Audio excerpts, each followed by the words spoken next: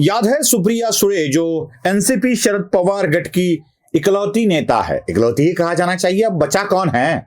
जो भी आना चाहते थे वो चले गए बेचारे, सब लंके की बीवी भी गिर गई। तो इकलौती नेता सुप्रिया सुळे ने एक वक्त कहा था, वक्त की बात होती है दोस्तों, उन्होंने कहा था अकेला देवेंद्र क्या करेगा। सुन लीजिए। आता रिटायर व्हायचं महाराष्ट्राने नाही ठरवलं पवारसाहेब, पण एक देवेंद्र फडणवीस क्या करेगा। महाराष्ट्र एक तरफ और देवेंद्र फडणवीस, पण एक देवेंद्र फडणवीस क्या करेगा। महाराष्ट्र एक तरफ और देवेंद्र फडणवीस। तो ये अकेला देवेंद्र सुनने के बाद हमें क्या लगता है, तो लगने लगा था कि बेचारा अकेला देवेंद्र क्या करेगा, सब तो चले गए, सब तो चले गए। अब लोकसभा का चुनाव होने से पहले महाराष्ट्र में सत्ता परिवर्तन हो गया, अकेला देवेंद्र क्या कर सकता है ये दिखा दिया। फिर वो अकेला कुछ ना कुछ तो कर रहा था, इसलिए उसे फंसाने का प्रयास हुआ। कुछ ऐसे तिकड़म चलाई गई कि जिसके कारण देवेंद्र को लोकसभा में बहुत कम वोट मिले, सीटें भी कमाई। और फिर कहा जाने लगा देवेंद्र नाम की कहानी तो मानो खत्म सी हो गई है। और अब फिर से अकेला देवेंद्र क्या करेगा यह समझ में आने लगा है। अब ये एक स्टोरी मैं आपको बताता हूं, फिल्मों में होता है ना ढैन टा ढैन, वैसे मैं आपको एक ढैन टा ढैन की आवाज सुनाता हूं।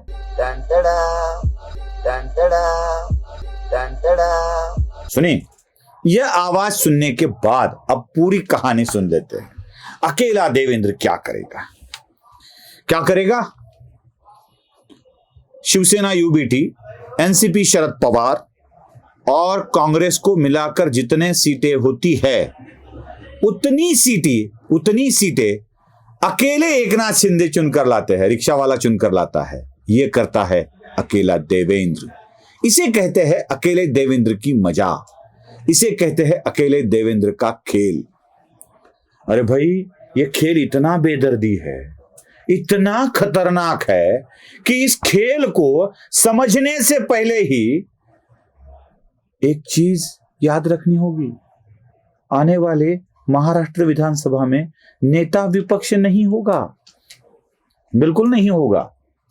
क्योंकि नेता विपक्ष होने में 29 सीटें चाहिए होती है, 29 सीटें, वह भी किसी एक पार्टी के पास नहीं बची है। अकेला देवेंद्र ये करेगा अकेला देवेंद्र। नेता विपक्ष भी नहीं होगा, विपक्ष के पास नहीं बना पाएंगे। 2014 में जो अवस्था हुई थी ना, नेता विपक्ष की स्थिति संसद में नहीं थी, वैसी अवस्था देवेंद्र ने यहां लाकर खड़ी कर दी है। अकेला देवेंद्र ये करेगा। अब क्या करेगा, पृथ्वीराज चौहान इस सभागार में नहीं होंगे, बाला साहेब थोरात इस सभागार में नहीं होंगे, राजेश टोपे इस सभागृह में नहीं होंगे, बच्चू कडू इस सभागृह में नहीं होंगे, धीरज देशमुख इस सभागृह में नहीं होंगे, शायद अमित देशमुख की भी बात आ सकती है, रोहिणी खड़से इस सभागृह में नहीं होंगी। बहुत सारे दिग्गज नेता गिर गए, अपने अपने क्षेत्र में गिर गए। ये करता है अकेला देवेंद्र, ये होता है खेल। भाई, देवेंद्र ने 100 के आगे जितनी सीटें ली है ना अपनी पार्टी के लिए, 100 के आगे की बात कर रहा हूं, उतनी तो शरद पवार से दुगनी है। 100 वाली की बात नहीं कर रहा हूं ना मैं, ऐसा मत समझना कि मैं 100 सीटों की बात कर रहा हूं। 100 के आगे जितनी सीटें ली है उतनी तो शरद पवार उतनी आगे वाली सीटों के 50% कम है। यह करता है देवेंद्र, ये करता है अकेला देवेंद्र। एक तो तू नहीं तो मैं रहूंगा, मैं नहीं तो तू रहूंगा, ये वाली बातों का भी करारा जवाब दे दिया है। कभी फड़तूस कहा गया, कभी तरबूज कहा गया, कभी कलंक कहा गया, न जाने कितनी गंदी गंदी सवालियां उसके लिए दी गई, उसकी बीवी को लेकर टारगेट किया गया, लेकिन अकेला देवेंद्र अडीग रहा।